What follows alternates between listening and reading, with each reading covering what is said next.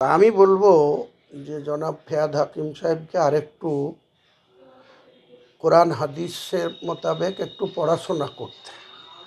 কারণ আমাদের মহান আল্লাহ তাআলা সৃষ্টিকর্তা, তিনি গোটা বিশ্বকে সৃষ্টি করেছেন আগামী দিন নিয়ে বা তিনার ভবিষ্যৎ নিয়ে, বা তিনি কোন সম্প্রদায়ের মানুষকে বেশি এখানে মানে হায়াত দরাজ করবে বা বেশি দিন বাঁচিয়ে রাখবে, কোন সম্প্রদায়ের মানুষকে তাড়াতাড়ি উঠিয়ে নেবেন, এটা সম্পূর্ণ মহান উপরওয়ালার দয়া বা তিনার সৃষ্টি।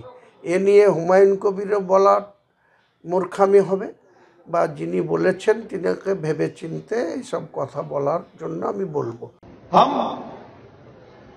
एक ऐसे कौम से हैं जो कौम, बंगाल में तो हम 33% हैं, मगर हिंदुस्तान में भी हम सिर्फ 17% है और हमें माइनॉरिटी कम्युनिटी कहा जाता है।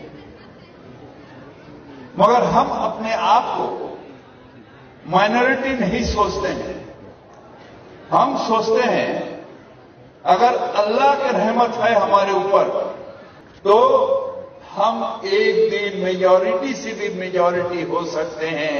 अल्लाह की ये मेहरबानी होगी जो हम अपने ताकत से ये हासिल करते हैं। कुछ भी होता है तो मोमबत्ती भी छील करते हैं। We want justice, we want justice. हम कहते हैं मिছিল करके जस्टिस मांगने से नहीं होगा। अपने औकात, अपने रुतबा ऐसे जगह पर बढ़ा जो तुम खुद जस्टिस देने के लायक होगे। जस्टिस मांगोगे नहीं, जस्टिस दोगे। দেখুন, টিএমসিটা হচ্ছে বিভিন্ন ধরনের অ্যান্টি ন্যাশনাল এজেন্টদের জায়গা। কেউ উগ্রপন্থীদের সঙ্গে হাত মেলাচ্ছে, কেউ মাফিয়াদের সঙ্গে হাত মেলাচ্ছে, কেউ মৌলবাদীদের সঙ্গে হাত মেলাচ্ছে, জামাতিদের সঙ্গে হাত মেলাচ্ছে। এই সমস্ত ইন্টারন্যাশনাল ফোর্সেসকে নিয়ে টিএমসি এখানে সরকার চালাচ্ছে। সেই জন্য পশ্চিমবাংলা ধীরে ধীরে ভারত থেকে আলাদা করার চেষ্টা। মমতা ব্যানার্জির ভাষাতেও সেই কথা। এরকম বহু গুলশন আর হয়ে গেছে, কি বলে, আড্ডা তৈরি হয়েছে রোহিঙ্গা আর ওখানকার যারা অনুপ্রবেশকারী তাদের। তো ছোট ছোট বাংলাদেশ, পাকিস্তান সব জায়গায় তৈরি হচ্ছে। সেইটাই ভবিষ্যৎবাণী করে দিয়েছেন ববি হাকিম। উনি জেনে বুঝে বলেছেন, কিছু ফসকে বলেনি, আগেও বলেছেন, বারবার বলছেন।